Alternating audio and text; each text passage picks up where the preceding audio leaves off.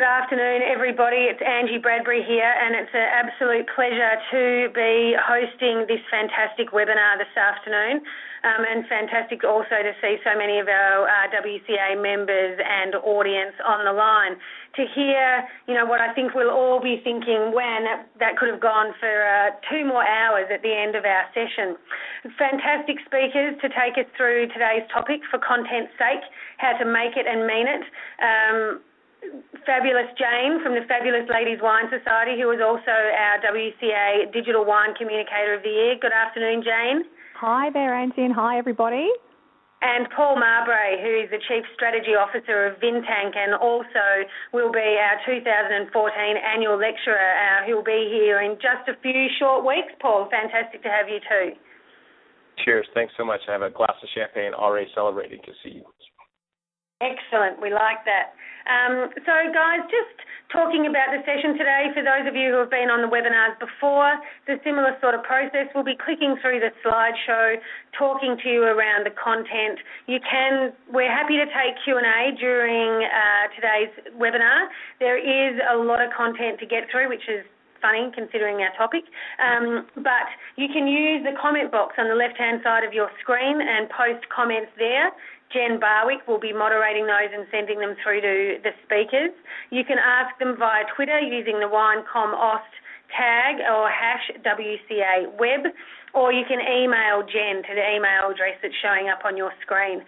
Don't worry if we don't get a chance to get to all of your questions this afternoon, because all of the speakers have committed, I think, some very generous additional time to answer the Q&As that might come up as part of a future WCA blog post. So let's get into it. What are we going to cover today? Well, that changing nature of our digital landscape and how phenomenal the changes are, how much more complex doing business is today than it just was 5 years ago, and trying to give you guys some tools about how your businesses can adapt and know what to do. How do you measure and effectively understand what you're doing in the digital and, more important, digital and social media space? I've introduced Jane and Paul already, so we're going to jump into it. So I thought that it's really important in any of these sessions to start off with a definition of what is content. These words like content and engagement get bandied around in the online space all the time, and they've kind of become fat words. To me, they're words that have somehow lost their meaning or their intent along the way, and they just become a word that we all use, but do we really know what we're talking about? And content has lots of different forms, and Paul and Jane will speak a lot more extensively about this as we go through, but it's really about looking around content as information. It's that practical, relevant information that people want to know to understand how to better access your products, understand about new releases, whatever it may be that you're talking about. So for the role of information provision and content is very important. Content as experience, it's the whole entertainment, humour, enlightening, and making something that's really meaningful and worth time to get into. And then the broader definition that some people are using, which is content's just stuff. It's stuff that fills up pages of a book. It's stuff that fills up airtime on TV, whatever it might be. And I suppose the focus really on today is about making great content and meaningful content that really gets people more engaged with your business and your brand. So some of the things that we want to keep in mind as we go through the presentation today, and things about how this digital landscape is changing. Now it's really about being concerned about who the content originators are and who are the authors. Memes and sharing content and posting what other people have posted is fine, but starting to get much more sophisticated in this world about wanting to know who's originating the content, who's authoring it, and that original content that you're posting and you're creating for your brand is significantly more powerful online than simply just sharing content from other platforms. The news feed, for those of you who are active from a Facebook perspective and understanding how that news feed is changing and becoming increasingly competitive, and it's even harder now to get your posts seen. And so this idea of relevancy rules, and in my mind it always has, because even back in the dim, dark days of marketing in its earliest form, it's about being relevant. having a message that people want to hear when they want to hear it and putting it in there, in their way of being seen or read or consumed. And the news feed and Facebook is simply no different. If your content's not relevant, it won't get seen. If your content's not relevant, it won't get shared. If it's not really intriguing and interesting, it won't get liked. And based on that, Facebook just decides that you're not that relevant and it's not going to show your content to more people. So there's this other changing idea that Facebook and the other platforms, whether it's Google, Facebook, Google+, etc., these platforms are now starting to decide what matters, and they're assessing your content all the time for relevancy. And I think, that's a fairly big change. The same ideas, I'm not going to talk about this too much, but about being timely, relevant, trustworthy and valuable. Again, for those of you who started Marketing 101 way back in the day, those rules actually hasn't changed. It's still the same fundamentals about good communication that hold true. There's some other things we need to consider in the digital space, but if you stick to those rules, then, you're always going to be better off. This idea of no boundaries and integration, I know we're going to talk about that more today, but, it's about that idea that all of your communication channels need to speak much more closely together and much more aligned in your communication. You can't be that channel specific. You need to be channel specific in terms of your tonality and your style, but your messaging, is really seen by more and more people across all platforms.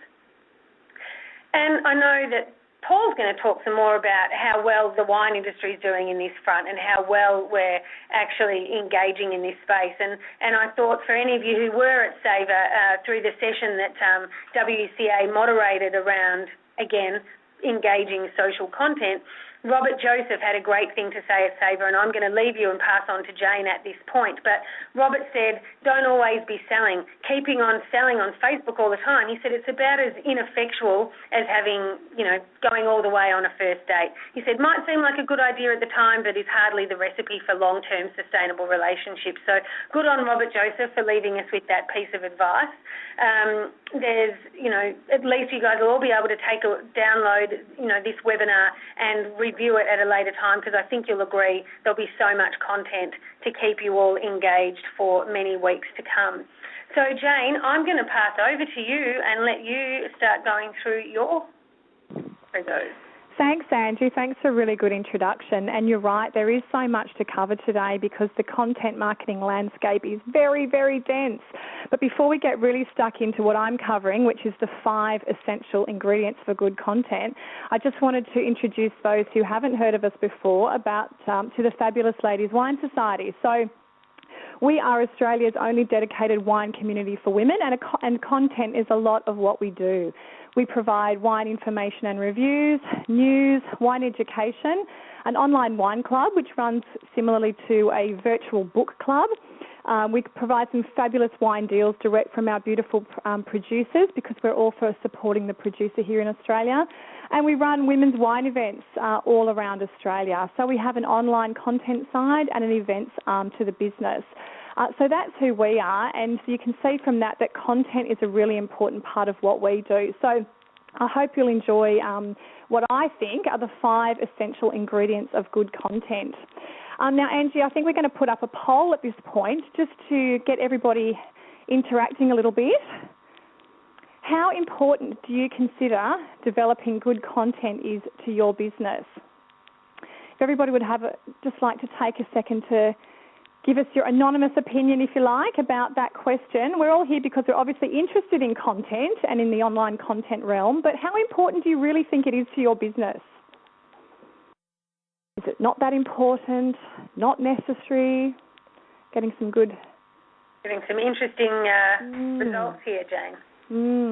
As I said, we're probably skewing them a bit, Ange, because everyone is here because they want that content, but they must consider it important to some extent. But I'm really interested to see how important people think it might be. And as one of our audience has said, yes, we probably are preaching to the converted here.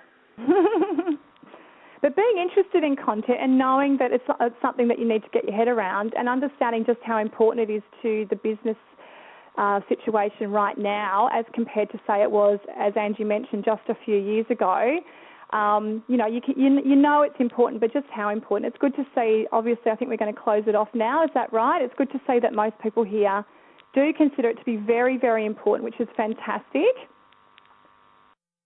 So if it is so important, why is it so important? Before we get stuck into, what those 5 elements are, let's have a little look at why good content, not just any content, but good content is so important these days. Oh, my cursor's decided to have a bit of a die, Michelle. I'll give it another go. Here we go. So why? Why good content?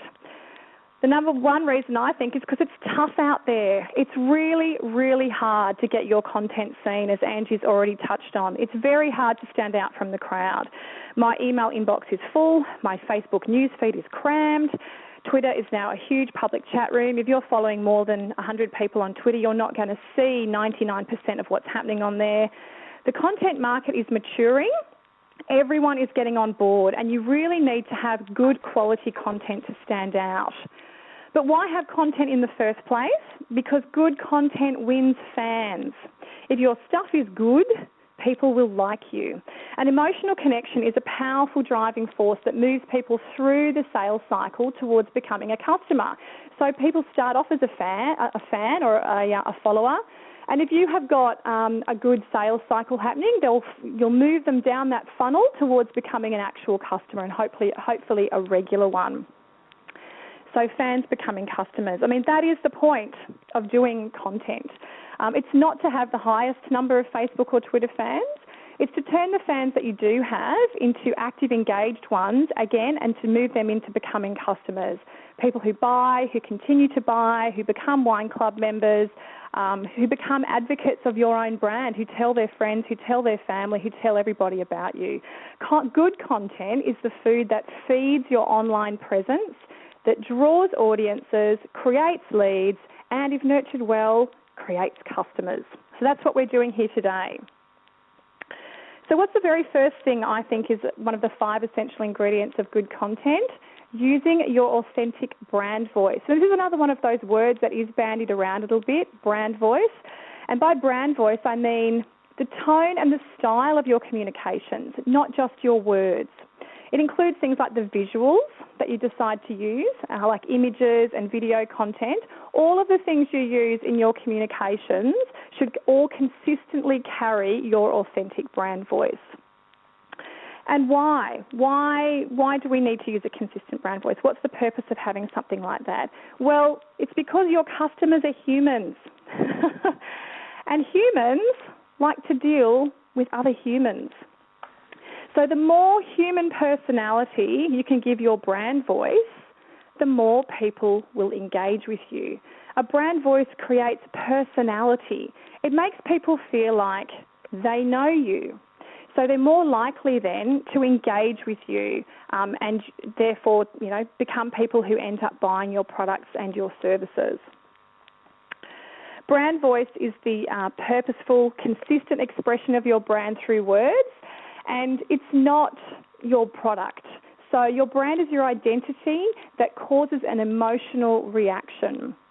If you don't know what your brand voice is or what it should be, it might be time after this webinar to go back to basics and to spend a bit of time defining exactly who your brand is. There's a lot of wine out there, a lot of labels, but there's very few highly recognisable brands in the marketplace. So I think it's a great opportunity in the wine industry, a great time to really stand out. If you're doing it and you're doing it well, this is perfect timing for you.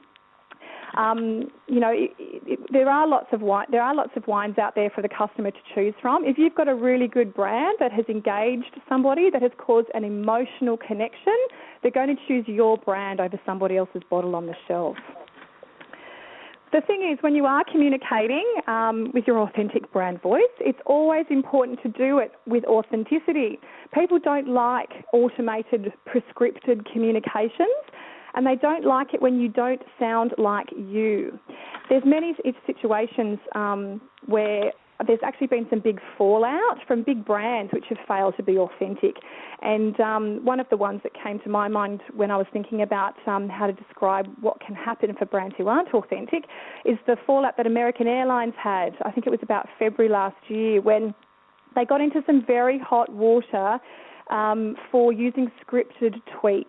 So basically when somebody tweeted at American Airlines, they'd set it up so that a little response automatically was replied. Now, people on Twitter, fans, became a bit annoyed about this. They started sending increasingly narky and smart messages to American Airlines and continued to get the same auto-generated tweet back at them. And American Airlines had a huge fallout as a result of that. It went sort of global in terms of the backlash that technique or that communications technique had for them. Why did people hate it? Because it wasn't real. It made people realise that American Airlines really weren't listening to them. It didn't matter if they tweeted at them, they weren't being listened to. And so poor old American Airlines really did have the grapes of wrath against them. So let's have a quick look at who is actually doing it well, who is using their authentic brand voice well. Virgin is always a great example when it comes to using their authentic brand voice. So when you think about Virgin, anything that they're behind, anything that they are selling or promoting has that same unique Virgin voice. It's disruptive, it's bold, and it's politely rebellious. It's not rude, it's just a little bit cheeky and a little bit left of centre. And I've been watching Alpha Box and Dice, a beautiful little winery in McLaren Vale for a while now, and I absolutely love all of their communications that I see through all their channels. They're very consistent and they're always using the same voice. They're playing up that kooky, witty and irreverent brand voice that they very cleverly defined. Think sort of Snake Oil and Ye Old World and characters from Parts Unknown, and that's Alpha Box and Dice. Right down to, their salesy stuff that they put up, that still carries their authentic brand voice. So that's number one, authenticity of your brand voice. Let's look at number two, which is quality over quantity. So that's pretty much the less is more approach that Angie was touching on before, that we have to get good at creating good quality content that is authored, by you, original, and put out there in the public space. It's very different to what it was a few years ago, where really the advice was just start a blog. Just get a website, start a blog, put lots and lots of content out. People will find you. It will help your SEO. It will mean that people are fed some great stuff all about you all the time. And that's just not true now. People are looking for high-quality content.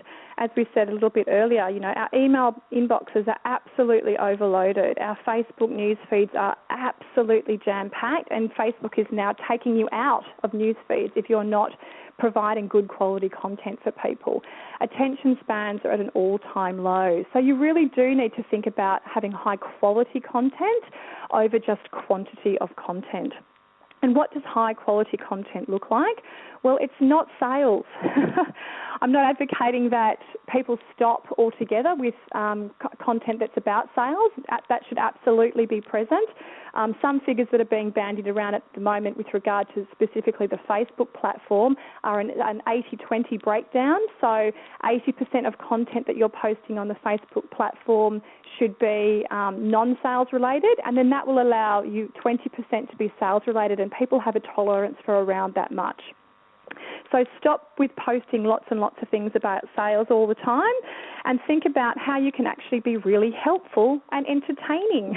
High quality content fills a need. It's either helpful to me as a person or really entertaining to me as a person. Why would somebody like your page on Facebook if all you're going to do is pitch wine at them every single day? However, if you're going to provide them with some really useful or interesting information that they're going to get something out of, they'll not only opt into your Facebook feed, but they'll opt in everywhere. They'll follow your website, they'll check out your blog, they'll happily devour every newsletter you send them, all because you've proved that you can be helpful and entertaining and engaging to them. So then when it comes time to actually buy wine, again, you've had that personal touch. You've given them something back, just like in any authentic, normal person relationship. And so they trust you, they like you, they're going to buy from you.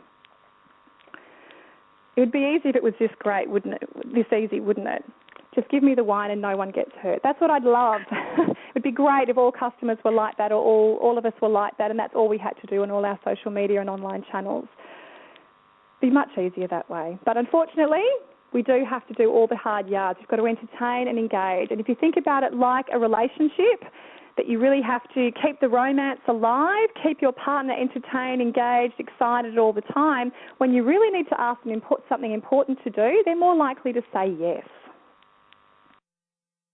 The other thing about high-quality content is the X factor. I thought it was important to bring up because sometimes you just can't pick what's going to fly and what's not. So it's important to realise that when you are doing content and high-quality content that, you know, some days or some weeks you're going to put your all into creating what you think is an amazing piece of content that everybody's going to love.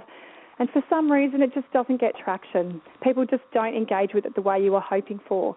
And you might find that other things that you put up that you've barely given thought to all of a sudden are really ticking all the boxes for people. So by mixing it up a little bit, by creating variety and by trying new things, you're going to get a good idea of really what's going to have that X factor, what's going to get your audience excited. The other good thing about mixing it up, of course, is because every audience is not homogenous. We have subsectors within our audiences, and by mixing up your content, you're going to appeal to different subsectors within that audience. So you're going to continue to be relevant to people and keep everybody within your audience group happy. Who's doing this right? Red Bull. They're a drinks company, a very big drinks company, but they're a drinks company. And yet they've just recently come out in the media and they're now identifying themselves as a publishing company. Red Bull are doing so much content and so much high-quality content that they're really throwing millions of dollars into their content marketing because they have discovered and I guess have recognised that really good high-quality content attracts fans. Those fans then have their Red Bull brand in front of mind when they walk into a store and they have to make a very competitive drinks decision. So if you look at the Red Bull website after this webinar's over, you'll notice that there's hardly any reference to their product. The whole website is about sport, it's about adventure, there's competitions, there's photo comps, there's hero shots from various sports stars in the various sports that they're behind and promoting. I mean, this is a company who are all about drinks, but none of their marketing is about drinks. It's all about brand identity, getting the message across and creating really high-quality content around those core issues, around their core brand voice. And Lorna Jane are doing a similar thing. So a sportswear range who is created, funnily enough, by Lorna Jane, an Australian woman. And they've got a website, Move, Nourish, Believe, which is by Lorna Jane, all about Lorna Jane's philosophy, but has nothing to do with Lorna Jane products. There is no store. You can't buy the products on that website. It is literally a portal to create amazing, great quality content, to engage with people, to get them on board with the Lorna Jane brand. So when it comes to selecting their next workout gear, guess what? They're going to be picking Lorna Jane because Lorna Jane has been helpful to them. Number 3, repurposed. Good quality content needs to be repurposed content. That is, content that can go across all of your channels. It's no good saying, oh, I posted it on Facebook, but then that's all you've done. You've just got something and posted it on Facebook. If you're creating communications, it really needs to be churned out across all the channels where you're active. So your website, your e-news, your Facebook page, perhaps you can think about turning it into a video gallery or a photo gallery. Can you tweet about it several different ways over several different days by having different hooks related to that content? There's lots of different ways to get your message out there and your content out there, so make sure that you use every way that's available to you. That includes offline ways as well, like your newsletters. Perhaps you've got little e-bulletins or news bulletins that you put out regularly. Include things in that as well, because whilst today we're talking a lot about online media, print media certainly is not dead. Think about all the ways where all the places that you can put your content. What's really interesting, though, is that, today we're talking about content and getting it out. When we're talking about good quality content and high quality content with genuine authorship, you don't have to create content day in and day out. You just have to work on getting the content you already have in the hands of more people. So that's related to this point, that by publishing it across all your platforms and being consistent in doing that, you're going to actually be able to reach more people than by just resharing something on Facebook or just putting up a blog post and not sharing that around. Make sure you've got all your bases covered. Do the content once and then promote it as many places as you can. And don't forget that good quality content will be shared, and people will turn into content marketers for you and become advocates of your brand for you. Create less, promote more. So let's have a look at who's doing it.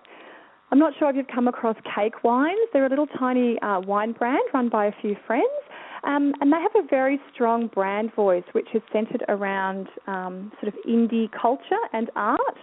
And whenever I'm seeing communications from Cake, they're putting out the same message across all their channels consistently. They very much focus on art and culture, as I mentioned, and every year, for example, they run a fantastic bottle prize for artists.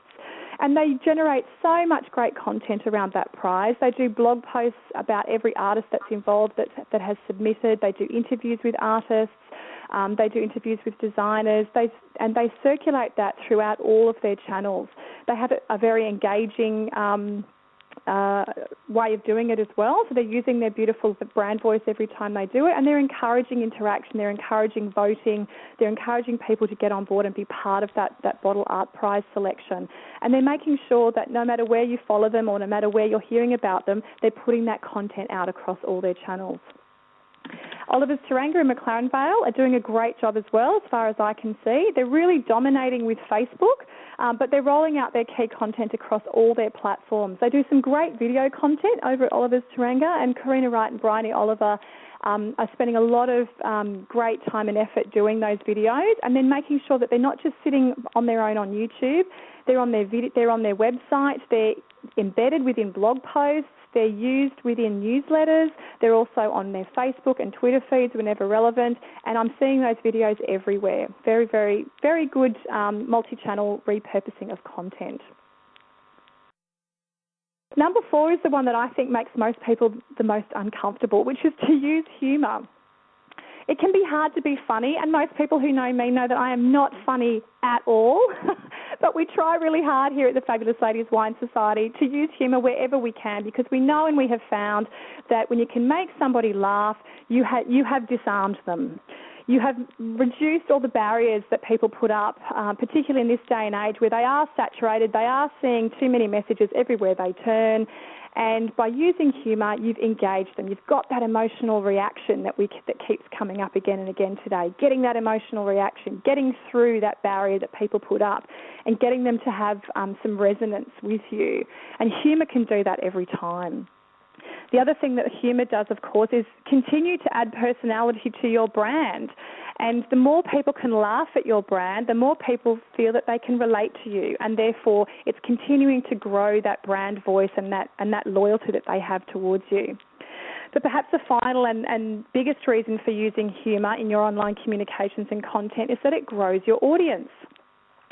Funny stuff is more often shared, retweeted and mentioned and talked about than anything else. So if you're looking to grow your audiences in any of the channels that you're using, try some humour. Well, I've waited till now to blow our own trumpet, but I'm going to do it right here. So here at the Fabulous Ladies Wine Society, again, we use humour wherever we can. From the very start, we felt that the area of wine communications was quite traditional, quite technical, and really alienated a lot of everyday wine drinkers. Well, we're very serious about the wine information and the wine knowledge that we want to communicate. Our style and our tone is deliberately humorous so that we can disarm some of those barriers or armoury that people put up when it comes to wine, feeling not worthy or somehow not educated enough to understand. And what we've been able to achieve is that we've had people who have not necessarily been interested in wine information before become very interested and loyal members who continue to come back time and time again to the website, to open our newsletter, to engage with us on our social media channels, because they feel that they relate to us, they feel part of what we're doing, and they feel included in the information that we're putting out. The other great example is Home Oaks Pinot de Pig, and I'm not sure if you've come across him before, but before I had even started with the Fabulous Ladies Wine Society, I was a big fan of Pinot de Pig. And whenever I went to a wine festival or a wine event or anything like that, I would always seek out Home Oak wines just because I always had a good laugh from following Pinot.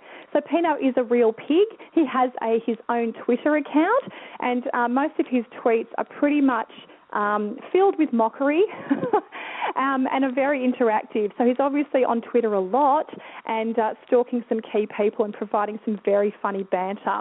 And it's nothing to do with the wines, nothing to do with the product, but because of the great feel-good emotions that he has created, he's definitely created a fan from me, and I know from thousands of other people for Home Oak wines. Number 5. Now, I've left this till last, but I think that this is the most important part of creating any good content, and that's know your audience. If you don't know who you're creating content for, how can you create content that's going to resonate with them and give you all the benefits that we've just talked about? How are you going to create that emotional engagement? How are you going to provide content that's interesting and entertaining if you don't know exactly who your key audience are? You need to be really specific. The more specific you can be, the more you can tailor your content to suit. So generalisations like wine drinker just really aren't good enough. You need to be really clear on what your brand stands for and who exactly it appeals to. And there might be several sub-audiences within that. And as we mentioned earlier, creating content for each of those subgroups is really important. So how do you find out who your audience is? You need to ask them. You need to run a poll at your cellar door, or you need to ask questions via your newsletter, offer a prize, offer an incentive to get people involved. Ask them about all their personal details as much as you can get, their age, their income, their interests, how often they buy wine, where they like to buy it, why they like to buy it, what wine preferences they have. Understanding your audience not only helps you to communicate much more effectively with them and to engage them, but it can also help you to define your products and services, or particularly with the wine industry products, and then how you market those products back to your core audience. Once you've asked people really, who your audience are or who your customers are, then the best thing you can do is to identify your ideal customer from that group. So if you've got all your data back and you've got a bit of an idea now about who your audience is or your potential audience is, try and find out who your ideal customer is. Perhaps they are a particular age, a particular income, a particular location, a particular type of wine buyer, and then create your core content specifically for your ideal customer. Don't forget your other subgroups, of course, but think about your ideal customer. Make them the focus of your content creation. And then, of course, if you do that, you'll be turning your core customers into your content marketers, because when they're getting the information that they want, when you're entertaining them, when you're informing them, when you're being helpful to them, then they're going to share, comment, like, tell their friends all about you and what you're doing for them.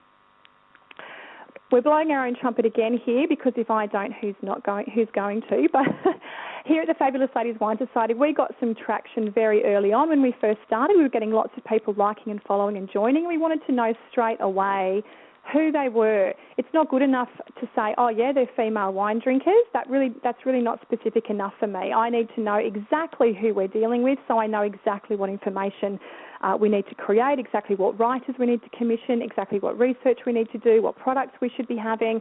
All of that should be based on understanding our audience. So we ran a What Wine Loving Women Want survey within our first couple of months of operation.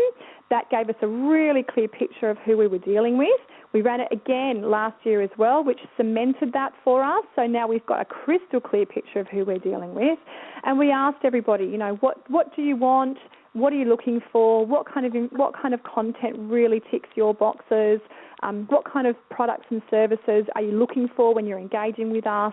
And through that sort of feedback, we've been able to create this fantastic, engaged, dynamic, really fun community.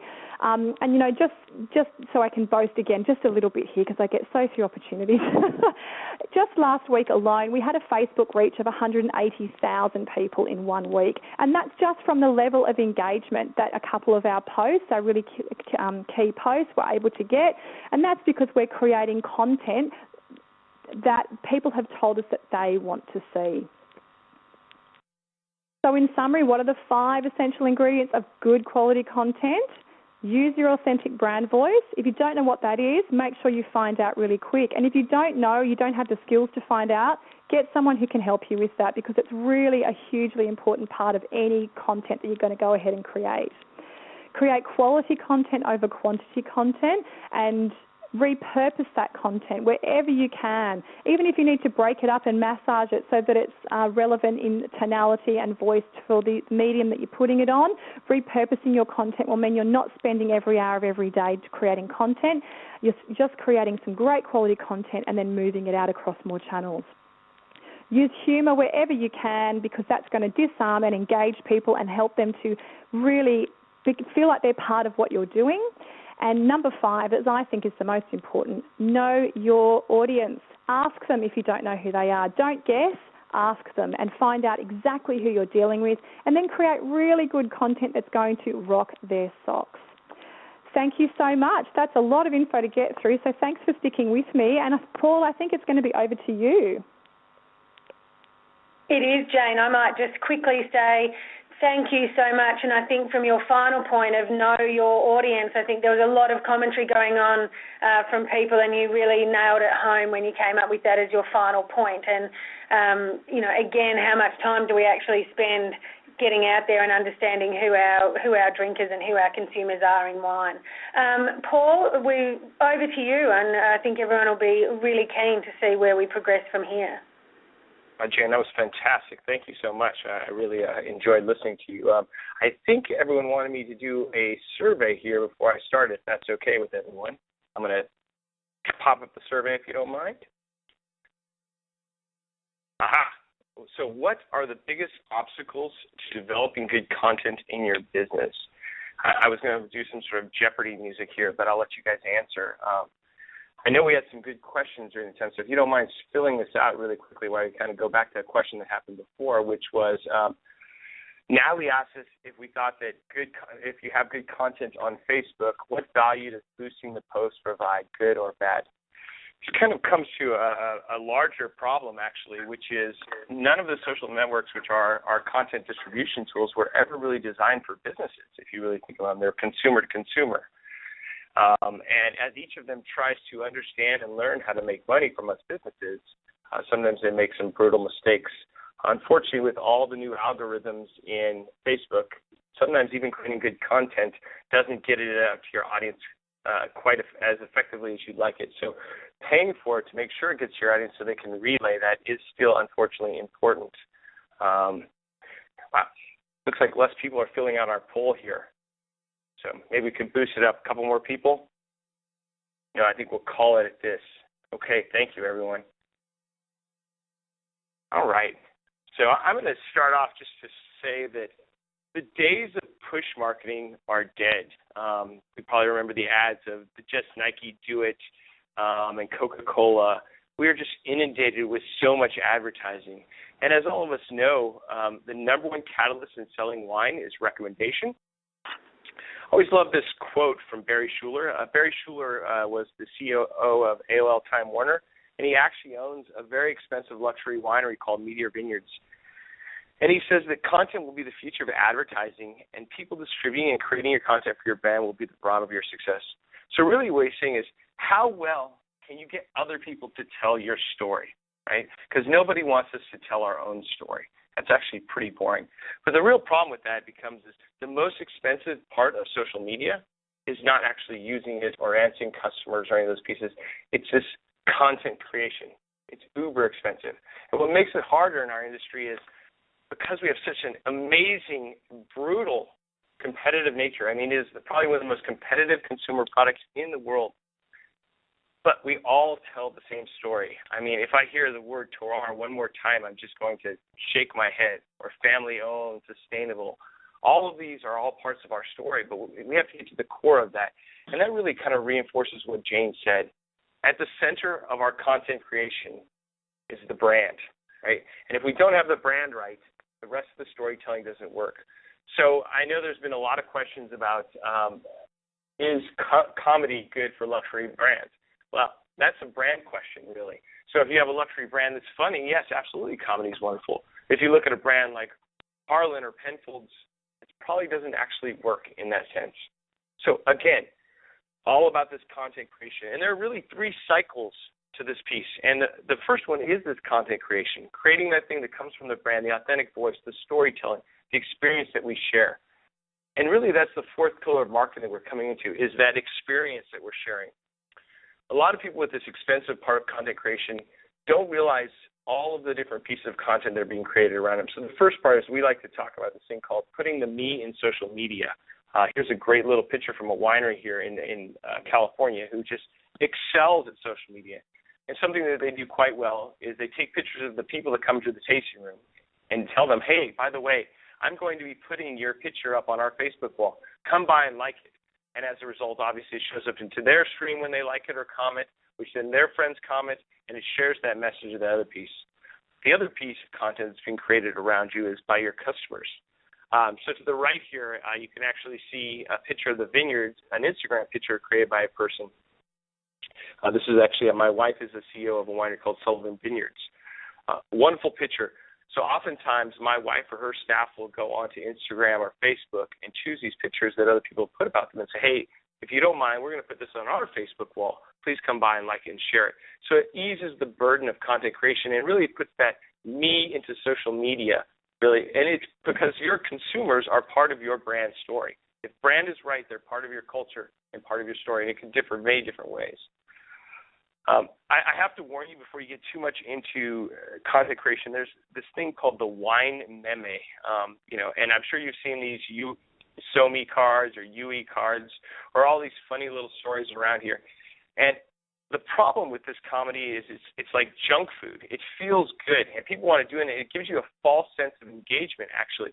So if you look down here on the bottom, I'm going to do my little red cursor here. You can see that this Mommy Sippy Cup, which is a wine glass, had a ton of likes and a ton of comments and an extraordinary amount of shares. But did this really leave a lasting impression about the brand? Was this really something that really helped them start at the top of the funnel for probably coming back and converting to sales? Actually, all 3 of these came from exactly the same winery. No, it was a very low-weight interaction. It actually, in my opinion, didn't get them anything but made them feel good about and put the me into social media for themselves. So everybody focuses so much on content creation, and I think that that's a key element. And you can create good or great content, but I actually think that the essence of content creation is around distribution. And that being said, the key essence of that is think mobile first. We are moving completely to a mobile society in terms of how we absorb our content. So if you're creating great content that you want to be shared, think mobile first, think web second. Secondarily, think about where you have to distribute that content and when and how frequently. So content is not just a one, put it out and they will come, Field of Dreams concept. It requires a lot of work of placing into the stream over and over again in different ways and ensuring that it gets picked up in that piece. So, and in multiple streams as well.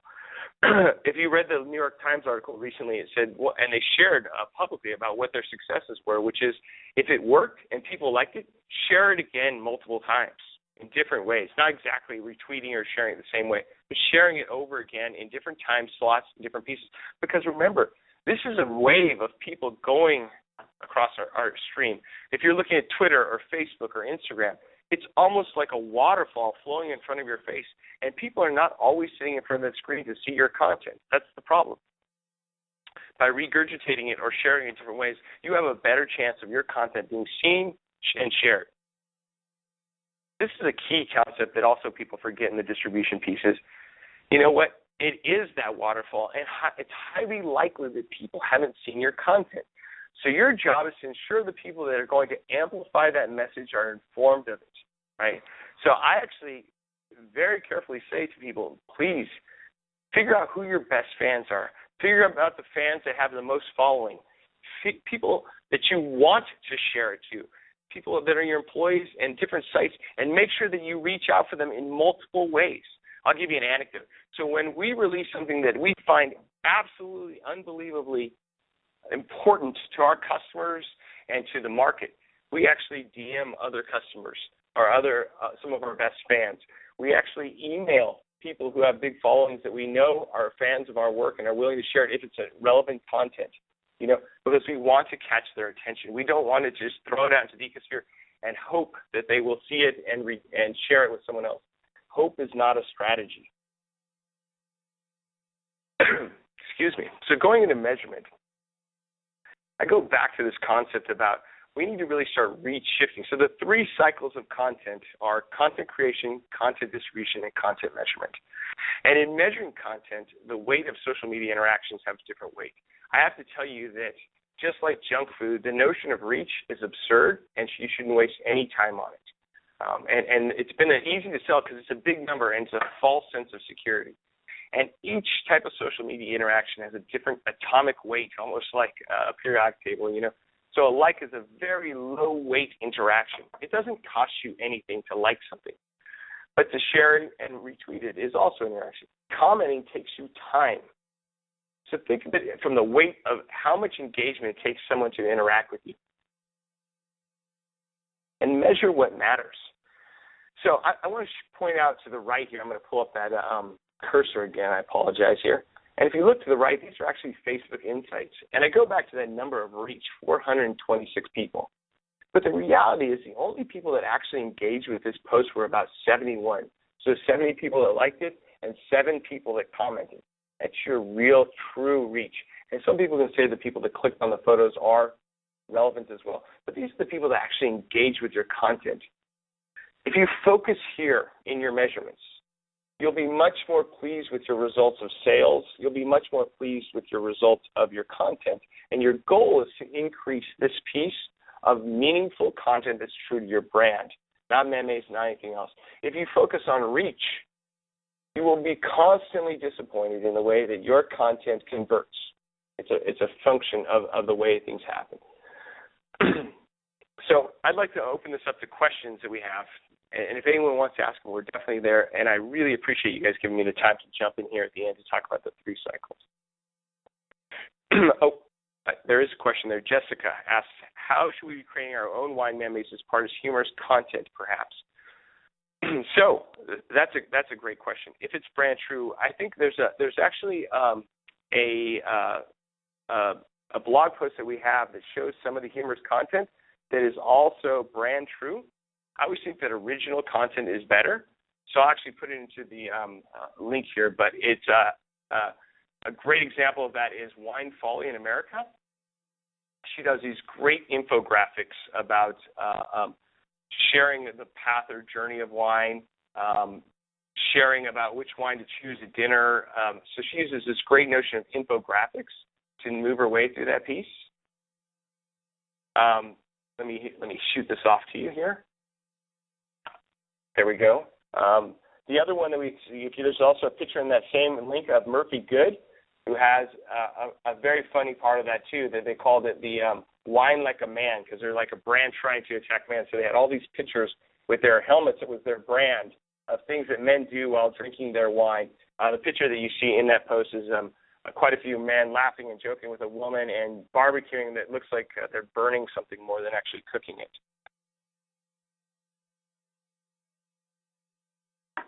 Fantastic. So, Paul, I'm going to jump in here for a sec while we wait to see if the guys have got some questions for us. This whole idea of measurement, a lot of the stuff that we heard through the polls, the biggest issue is we don't have time. What are some of the really simple or effective tools that are out there for people to get a better handle on the return of their content work? So that's a great comment about that we don't have time. So right now we measure about 5,000 wineries across social media, and we measure every single conversation about wine on every social media channel. And every day we deliver about 1,000 emails to brands that have at least one single mention on social media. So it's only 20%. And out of that 20%, only every 80% of them have only about 20 different mentions or less. So if you think about that, how easy it is to respond to the communications, that's where you start with time and measuring your ROI. In that piece. But there's a myriad of platforms out there, Twitter, Buffer, our platform, they actually give you some statistics. I believe that measurement is less important than actionable results. Yeah. In that piece. And how do we, Paul, for a lot of the people that are on this conversation, might be people working in a sales and marketing function in their business, and they're dealing with the organisational issue further up the chain about, no, I'm not allocating resources to that, or I don't have budget for it, and it might be coming from a CFO or an MD or owner. Right. How do we continue to influence? This is a really big question probably, but how do we try and influence other people in the organisation to understand just really how important this digital landscape is? Well, I think I'd start with two pieces. And, I would start, if we're trying to push upwards, I would say to the managing director, we would never have a phone in our office that rang all day long that we didn't answer. And that's what we're doing if we're not participating in social media. If you bring it to the analogy of a phone ringing constantly, they will understand that piece, or email. The second thing is I don't believe there's a single resource for social media or even content creation. I think that social media is a shared problem across the entire organization, so is content creation. So going back to that Cornerstone example, they share the responsibilities among a small team. There's only approximately 7 full-time employees at Cornerstone. It's a 10,000-case winery. And so, for example, the wine club manager answers the customer support. The sales representative that travels around the country, it takes pictures of restaurants he's eating at and great food that he's doing, or celebrities he's meeting. The CEO, when he's in the vineyards, takes pictures of the vineyards of the winemaking process, and the tasting room staff are required to take pictures of people that come and visit the tasting room or other things that are happening right around the tasting room. It's a shared content creation. So I believe that that's the only way you can actually succeed in social media as it continues to become larger. The other way is saying that you have a single person that answers all of your email, which is an absurd notion. Yeah, and I think that's the same issue with marketing in terms of the old adage that, that person sitting over there is responsible for marketing, but anybody who goes out in the trade and speaks to a customer, talks to a consumer, serves a wine in cellar door or hosts a visit is actually part of your marketing department. So it's the same kind of adage there. Absolutely. I think it's a critical thing. We've got a question here from Natalie again, Paul, around assuming that you've got good and relevant content, how often, the whole frequency of posting question that comes up a lot. Well, I think that, Facebook is a declining platform. As much as I want Facebook and need Facebook to succeed, and as much as it was probably one of the greatest tools that we possibly had, it's becoming more and more problematic. Look, you should create content as frequently as your brand thinks it can create content without inundating the customer, right? And I think that every brand has its own piece of that. Small brand may have less time or less ability to create frequent content and should only do it a minimum of at least once a week. But if you have a brand where you're doing that, you could be creating content every couple hours in that piece, and the relevance is different depending on how many fans or how you're leveraging that, whether you're putting them in social media. So I don't think there's one single. It's just like a brand. There's not a single way to tell a brand to make their wine. Everyone makes wine a little differently. Can I interrupt there too, Angie? It's Jane here. I was just going to add to that great comment from Paul that if it's really good quality content, I think people are a bit worried about annoying their Facebook fans or having too many posts in their Facebook feed. Knowing as we do that the reach is going down and down, and that really you don't have a great shot of reaching even sort of 5 or 10% of your fan base, I think that if it's good quality content, people actually want you to be putting it up and probably putting it up more regularly, even the same content. So whenever I have a really good piece of content, we try and find 4 or 5 different hooks for that content. So we'll introduce the content differently each time, maybe play up a different part of it or have a different headline associated with it, but we'll be sharing that same piece of content at least 4 or 5 times on Facebook.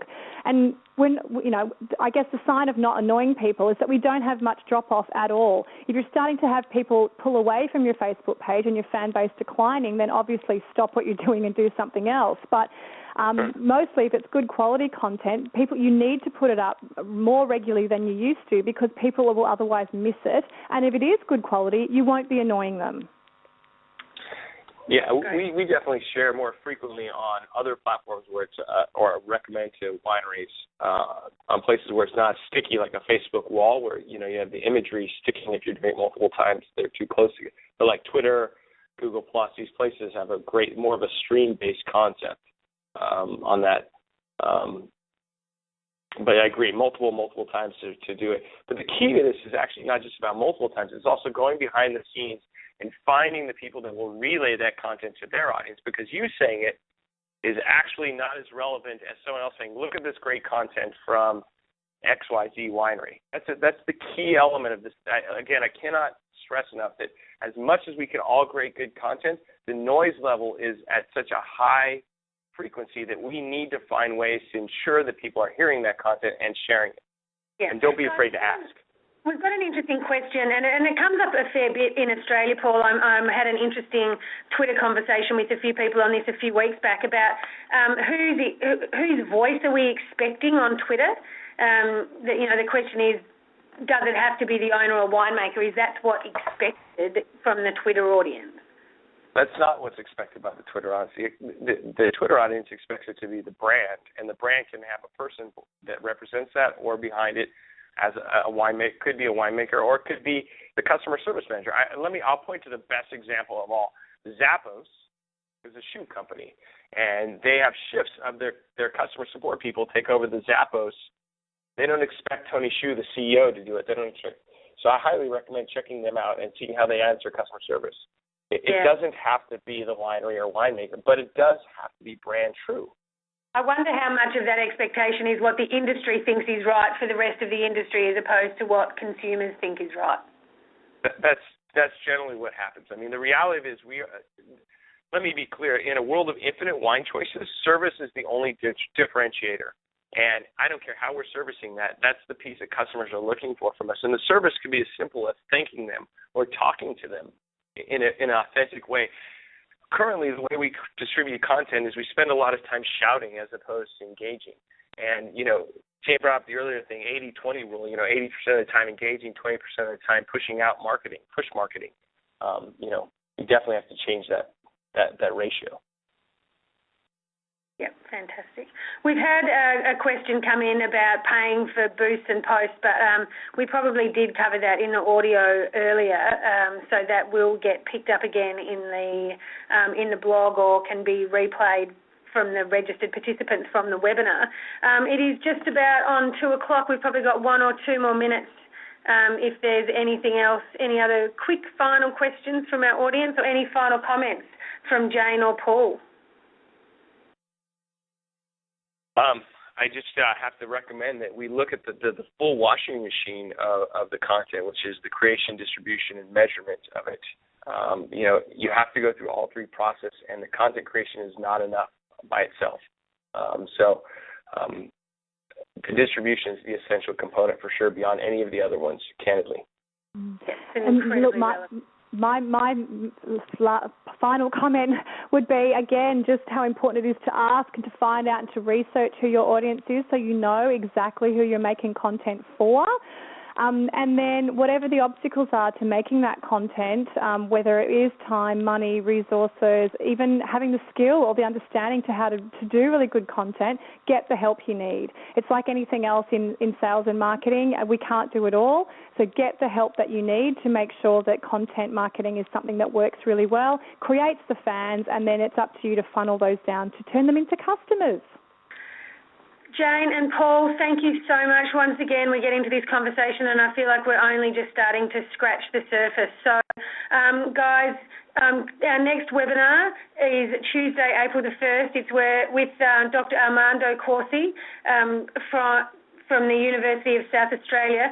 It's following on from one of our most popular webinars of last year, Insights into China. Seriously recommend for you and your businesses and for anyone who is looking at China and the market opportunity there, please get on and register. Another follow-up reminder also about our fabulous annual lecture series where you get to hear a lot more about what Paul has to say around the area of powering digital intelligence and how it can actually drive growth in our business businesses. And, you know, let's face it, every wine business is really striving for new ways to grow. So that annual lecture series will be travelling around Sydney, Melbourne, Adelaide and Perth. The details are here and all on our website, and booking links will be in Monday's e-news. And just finally, a huge, huge thank you to Jane and Paul for some fantastic content, great thought starters, and again, the more time we spend learning how to do this better, it's going to strengthen all of our brands. So, Paul, can't wait to meet you and have a glass of wine with you in a few weeks' time. Jane, thank you so much once again, and thanks for your ongoing support of WCA. Thanks so much for having me on, Angie. It's been such a pleasure, and I hope it's been of great use. Look, we had a full audience the whole way through and everyone stayed online. So thanks also to all of you for our very engaged audience for your comments and your questions. Please, please, please do our exit survey when you log off the webinar so we can ask our audience how we can provide better content for you in the future through our webinar platform. So thanks once again to the WCA team, Jen Barwick and crew behind the scenes, and to the team at Redback for making it all happen for us once again, and look forward to seeing you all online on the 1st of April.